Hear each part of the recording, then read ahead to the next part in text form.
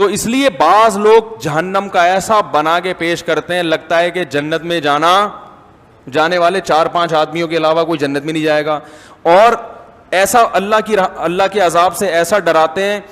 یعنی جہاں شریعت نے گنجائشیں رکھی ہیں اس کو بھی اتنا سخت بنا. ایک صاحب جماعت کی اہمیت پہ بیان کر رہے تھے کہ جماعت کی نماز اتنی ضروری ہے, اگر نہیں پڑھی جماعت سے تو یہ ہو جائے گا, اور اگر تم, بس کیا بتاؤں میں نے کہا یار انہوں نے, جماعت کی بڑی اہمیت ہے اسلام میں, لیکن حضرات فقہا نے قرآن و سنت ہی کی روشنی میں کچھ آزار بیان کیے کہ بھئی یہ عذر ہے تو جماعت سے نماز چھوڑ سکتے. میں نے کہا یہ اتنا سخت بنا کے انہوں نے پیش کر دیا کہ اب جماعت سے نماز پڑھنا لوگوں کے لیے آسان نہیں بلکہ مشکل. لوگ کہیں گے یار یہ تو ہمارے بس میں ہے ہی نہیں. حالانکہ فقہا تو دین کو زیادہ سمجھتے ہیں نا. انہوں نے بتایا کہ بھئی یہ آزار ایسے ہیں, آپ کو شدید بھوک لگ رہی ہے, آپ کے سامنے کھانا آ گیا, اب آپ کو ڈر ہے میں نماز پڑھنے جاؤں گا تو کھانا ٹھنڈا ہو جائے گا, تو آپ جماعت سے نماز چھوڑ سکتے ہیں. جہاں شریعت نے گنجائشیں دی ہیں وہ گنجائش دینی چاہیے, بلا وجہ نہ چھوڑیں. اور ایسا ہی بھی نہ ہو کہ روزانہ اسی ٹائم پہ کھانا پکوانا شروع کر دیں. رشوت کے معاملے میں کہیں شریعت نے گنجائش دی ہے کہ آپ پہ ظلم ہو رہا ہے تو ظلم سے بچنے کے لیے آپ رشوت دے سکتے ہیں, بہت ساری ہے. لیکن وہ رشوت پر بیان کریں گے تو ایسا کہ آدمی کہے گا بھائی میں تو, کسٹم میں جو آدمی ہے وہ تو گیا جہنم میں. ویسے تو وہ ویسے بھی جنت مشکل ہی لگ رہا ہے مجھے بھی, میری اپنی رائے بھی یہی ہے, لیکن بعض کسٹم والے جنت میں بھی شاید چلے جائیں. ٹھیک ہے, وہ جو بیچارہ کنٹینر چھڑوا رہا ہے نا, کنٹینر چھڑوا رہا ہے, اس کو تو رشوت مجبوری میں دینی پڑتی ہے, وہ تو نہیں دے گا تو وہ تو کنٹینر قیامت تک اس کا وہیں کھڑا رہے گا. لیکن محترم نے رشوت کے خلاف ایسا بیان کیا کہ جہاں شریعت نے گنجائش رکھی ہے وہ گنجائش لوگوں کو نہیں بتائی. لوگ کہتے ہیں یار ہمارا تو بزنس ہی نہیں ہو سکتا, ہم تو کاروبار کر ہی نہیں سکتے کیونکہ یہاں تو جگہ جگہ کھانچے کھلے ہوئے ہیں. حکومت کے جو سرکاری جو لوگ ہیں نا, افسران منہ کھول کے بیٹھے ہوئے ہیں, ان کے منہ میں جب تک ہڈی نہ ڈالو بزنس ہو ہی نہیں سکتا. تو مفتی صاحب نے فتویٰ دے دیا کہ ہڈی ڈالنا جائز نہیں ہے, تو وہ پھر وہ کہتے ہیں یار جانا ہی جہنم میں ورنہ تو بھوکے مر جاؤ یہاں پہ.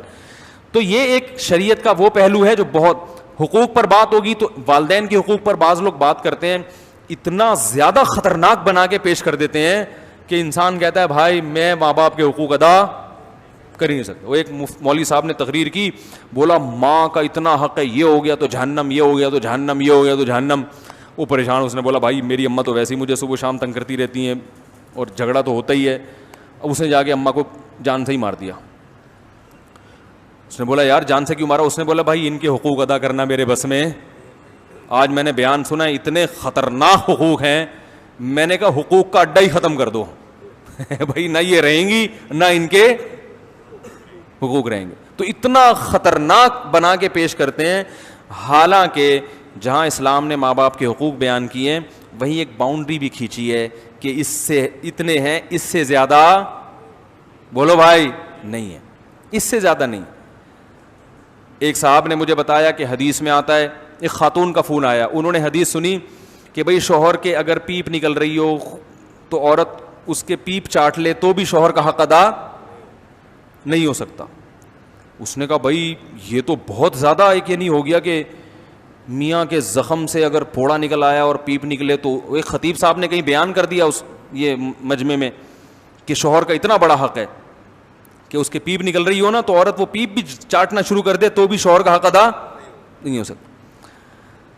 اب لٹکا کے چھوڑ دیا ان خطیب صاحب نے. اب وہ عورت اپنے شوہر کا حق نہیں ادا کرے گی, کیونکہ کون پیپ چاٹے گا بھائی بیٹھ کے ہیں, اور اس کو یہ بھی پتا ہے کہ یہ چاٹنے کے بعد بھی حق ادا, تو اس کا مطلب ہے شوہر کا حق قیامت تک ادا ہو ہی نہیں سکتا. تو پھر چھوڑو, جب جانا ہی جہنم میں ہے تو جتنے ادا ہو رہے ہیں ان کے بھی ادا کرنے کی چندہ ضرورت نہیں ہے. حالانکہ ان خطیب صاحب نے جب یہ بیان کیا تھا تو سب سے پہلے تو حدیث کی سند پیش کرنی چاہیے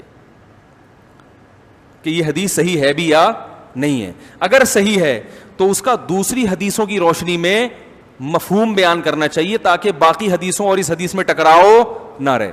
میں نے ان سے کہا, میں نے کہا پہلی بات تو اس حدیث کی سند ٹھیک نہیں, میں نے تحقیق کی اس کی, اور اگر مان لو کہ سند ٹھیک ہے تو میں نے کہا صحابہ کرام میں ہمیں کہیں بھی نہیں ملتا کہ کسی خاتون نے اپنے شوہر کی پیپ چاٹی ہو, کہیں بھی نہیں ملتا.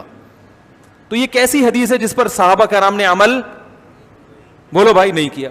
اور شریعت نے پیپ کو ناپاک بھی قرار دیا. تمام فقہا کا اس پر اجماع ہے کہ پیپ کا کھانا حلال, بولو بھائی, نہیں ہے. میں نے کہا یا تو یہ حدیث ضعیف ہے, اور واقعی ضعیف ہے, یہ حدیث صحیح نہیں ہے, اور یہ اگر ہے تو یہ محض ایک تاکید بیان کرنے کے لیے ہے, یہ اپنی حقیقت پر معمول نہیں ہے. جیسے لغت میں ہوتا ہے نا, ہم کسی کو دھمکی دیتے ہیں, مائیں بچوں کو دھمکی دیتی ہیں چپ ہو جا ورنہ منہ توڑ دوں گی تیرا.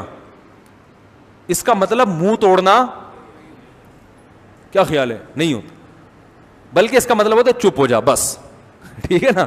تو لغت میں بعض دفعہ کچھ الفاظ ایسے ہوتے ہیں کہ جو محض ایک چیز کو کی تاکید کو بیان کرنے کے لیے ہوتے ہیں کہ بہت بڑا حق ہے, تو اس کو ایک مثال سے سمجھایا جا رہا ہے.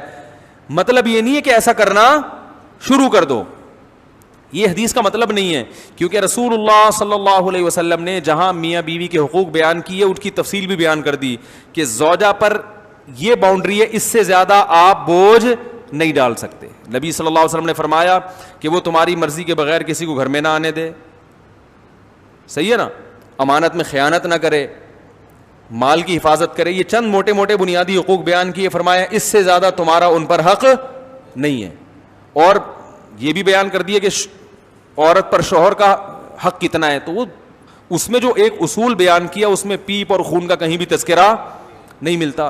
تو بعض لوگ وہ ایک, ہم اکثر بچپن میں قصہ سنتے تھے کہ وہ ایک سیب جو ہے نا وہ دریا میں کہیں گرا, شیخ عبد القادر گیلانی رحمۃ اللہ نے وہ سیب اٹھا کے کھا لیا, تو بعد میں ان کو خیال آیا پتہ نہیں یہ کس کا سیب ہوگا, تو وہ پھر سفر کرتے گئے, پتہ کیا وہ تو بغداد سے کہیں سے چلتا ہوا آ رہا تھا سیب.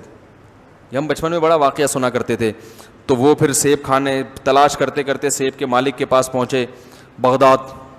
اتنا لمبا سفر کیا انہوں نے دوسرے ملک کا, کہ سیب تاکہ معاف کراؤں نا, حقوق العباد تو بندوں کے معاف کیے بغیر معاف ہوتے نہیں ہیں, تو انہوں نے کہا سیب کے مالک سے معاف کروانا پڑے گا.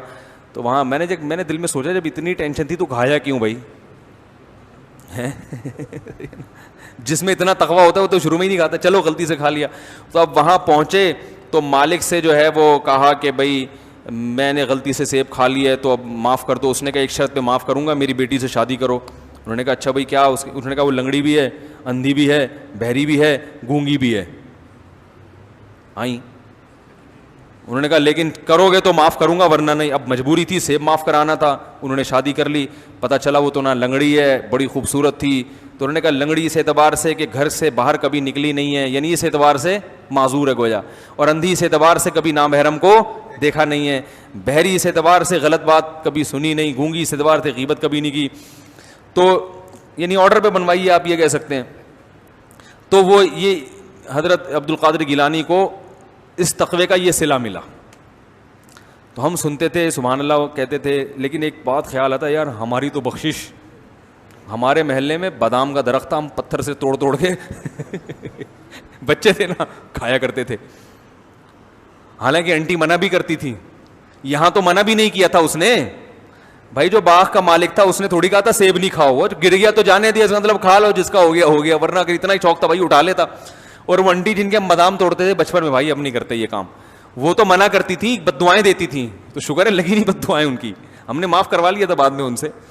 تو بادام بچے کرتے ہی ہیں نا یہ, تو وہ ہم دلیل یہ دیتے تھے کہ جو باہر کی طرف آیا ہوا ہے نا وہ قوم کا ہے.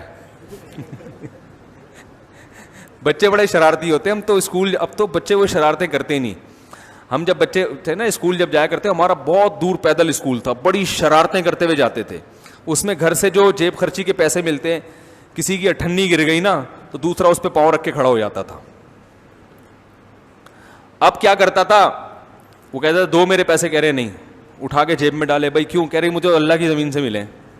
یہ سنا ہوگا نا, بھائی یہ تمہارے نہیں, مجھے کہاں سے ملے, اللہ کی زمین. اور وہ دیتا ہی نہیں, پھڈے شروع ہو جاتے تھے اس پہ, ہمیں تو کہاں سے ملے. بچے نا لاجک پیش کرتے ہیں. تو ہم یہ کہتے تھے بادام کا جو حصہ ان کے گھر کی طرف ہے وہ ان کا ہے, جو باہر آ رہا ہے وہ گلی محلے والوں کا ہے, بھائی وہ ان کا ہے ہی نہیں. تو ہمیں کیا, ہم تو بھائی ہم نے تو پتہ نہیں کتنے بادام کھائے ہیں, تو ہم تو جنت میں جا ہی نہیں سکتے یار, یہ تو بڑا مسئلہ ہو گیا. جب ہم مدرسے میں داخل ہوئے تو ہم نے پھر فقہ کی کتابیں پڑھی, اصول فقہ. اس میں فقہ نے لکھا کہ اگر کسی نے کسی کی درخت سے ایک بیر کھا لیا اور اب وہ درخت والے سے, کہیں بیر نیچے گرا ہوا تھا, اس نے اٹھا کے کھا لیا, اب یہ جا رہا ہے درخت والے سے معافی مانگنے کے لیے کہ بھائی ایک بیر میں نے آپ کا کھا لیا ہے, قیامت کے دن جہنم میں نہ چلا جاؤں تو آپ مجھے معاف کر دیں. تو کہا کہ اس آدمی کو کوڑے لگیں گے جو معافی مانگ رہا ہے بھائی. یہ واجب التعزیر ہے, اس لیے کہ یہ وہم کو کیا کر رہا ہے, پروموٹ کر رہا ہے. یہ تقوی کو ایک شریعت کا کیا رخ پیش کر رہا ہے, غلط بنا کے پیش کر رہا ہے. یعنی بھائی ایک بیر نیچے گر جائے تو کوئی درخت والے کو تکلیف نہیں ہوتی. ایک بیر ہے, کھا لیا کیا ہو گیا, مدذل الا لیا, بیر سامنے آیا کھا لیا. تو یہ کوئی ایسی چیز تھوڑی ہے جس پہ انسان کو تکلیف ہوتی ہے. اس کا جو ٹائم آپ نے ویسٹ کیا معافی مانگنے میں, یہ کتنی بڑی ٹینشن ہے. ہمارے حضرت مفتی رشید احمد صاحب سعودی عرب گئے, کسی کے یہاں مہمان تھے, تو حضرت کے پاس کچھ اپنا گھر کا سامان بھی تھا, اس میں ایک کپ تھا حضرت کا. تو وہ کپ وہیں رہ گیا میزبان کے گھر میں, چھوٹا سا کپ تھا, سعودی عرب میں ہی رہ گیا. اور وہ کپ تھوڑا سا ٹوٹا ہوا بھی تھا, تو ویسے ہی اس کی ویلیو کم ہو گئی. وہ 1 سال کے بعد سعودی عرب سے آئے, انہوں نے اس کپ کو محفوظ رکھا ہوا تھا کہ حضرت کا کپ ہے تو یہ قیمت, یعنی ایک بہرحال ایک چیز ہے کہ ضائع ہو گئی تو مسلمان کا دل دکھے گا. 1 سال کے بعد آئے, کہنے لگے حضرت میں نے چیز کو ضائع ہونے سے بچایا. تو حضرت نے فرمایا آپ میں دینداری ہے مگر سینس نہیں. جتنی ٹینشن اس کی حفاظت میں لگی ہے نا, اتنے کا یہ کپ بولو بھائی ہے نہیں. ہر چیز کی جتنی قیمت ہوتی ہے اس حساب سے اس کی حفاظت پہ ٹینشن لی جاتی. سونے کی چیز ہے, آپ لاکر بنوائیں گے, 20,000 کا لاکر بنوا کے اس میں رکھ دیں گے, اور چیز 5 روپے کی بھی نہیں ہے, اور آپ اس کو الماریوں میں لاک. بھائی کپ کو بھی محفوظ رکھنے میں کتنی ٹینشن ہوتی ہے نا, کہ کسی کا بچہ نہ توڑ دے, بچے کو الگ چماٹ مارا ہوگا, بھائی تو نے حضرت کا کپ کیوں اٹھایا, ٹوٹ جاتا تو ضائع ہو جاتا, قیامت کے دن مجھے 100 کپ پیش کرنے پڑتے ہیں بھائی. تو حضرت نے فرمایا دینداری ہے مگر تفقو نہیں ہے. ایک چیز جس کی ویلیو اتنی نہیں ہے تو یا تو خود استعمال, مجھے کیا, میں جو اللہ نے اتنا غریب تھوڑی ہوں کہ میں ایک کپ پہ یہاں بیٹھ کے رہوں گا. بھائی اتنی تو سینس ہونی چاہیے نا. فرمایا کہ میں تھوڑی تمہیں اس پہ ملامت کرتا کہ میرا کپ کیوں کھا گئے. فرمایا کہ اگر استعمال کے قابل تھا تو استعمال کر لیتے, استعمال کے قابل نہیں تھا کسی غریب کو پکڑا دیتے, غریب نہیں ملتا تو کچرے میں پھینک دیتے. سمجھ میں آ رہی ہے بات؟ چھوٹی سی چیز ہے, اس کو ضائع کرنے کا گناہ نہیں ہوگا, اس لیے کہ حفاظت کرنے میں اپنی صلاحیتوں کو ضائع کیا جا رہا ہے. تو صلاحیتوں میں بھی اسراف ہوتا ہے کہ ان کو ضائع کرنا بھی کیا ہے, کیا خیال ہے؟ تو ایک معمولی چیز کی حفاظت میں آپ اتنی ٹینشن لے رہے ہیں, تو یہ ٹینشن لے کے جو آپ اپنے اوقات کو ضائع کر رہے ہیں تو یہ وقت کا اسراف ہے. تو دیکھا جاتا ہے کون سی چیز کس وقت زیادہ قیمتی ہے, تو اس زیادہ قیمتی چیز کو بچانے کی فکر کی جائے گی, کم قیمتی چیز کو قربان کر دیا جائے گا. میری بھی یہی عادت ہے, گھر میں اگر کوئی کپ ٹوٹ جائے تو بھائی اللہ کا دیا الحمدللہ بہت کچھ ہے, میں کسی کو دے دیتا ہوں, نہیں تو کچرے میں اٹھا کے پھینک دیتا ہوں. بعض لوگوں کی عادت ہوتی ہے, آپ ان کے اسٹور میں جائیں, 20-20 سال پرانی سوغات نکلیں گی ان کے اسٹور سے. یہ جب شٹرنگ ہوئی تھی اس کے 3 پھٹے باقی بچ گئے تھے. ایسا ہی ہوتا ہے نا بھائی, جب چھت ڈلی تھی تو شٹرنگ میں 3 پھٹے باقی بچ گئے تھے, ہم نے رکھ لیے, دوبارہ کبھی شٹرنگ ہوئی تو اس میں کام آ جائیں گے, کیونکہ اسلام میں چیزوں کو ضائع کرنا حرام ہے. ابے بھائی یہ 3 پھٹے کو تو نے جو کمبخت پورے اسٹور کو انگیج کیا ہوا ہے, یہ پھٹے اٹھا کے یا تو کسی غریب کو دے یا بیچ دے, ورنہ کچرے میں پھینک دے ان کو. بھائی تو کیا اس میں رکھا ہوا ہے ان پھٹوں میں؟ آپ جائیں نا, بعض خواتین جو گھریلو ہوتی ہیں نا, ان میں بعض یہ چیزیں ہوتی ہیں, پتہ نہیں کیا کیا چمچ رکھا ہوا ہے, ایک تانبے کا پردادی کا چمچ ہے, کیا کیا چیزیں پرانی, اور دلیل یہ دی جاتی ہے کہ ضائع کرنا اسلام میں ناجائز ہے.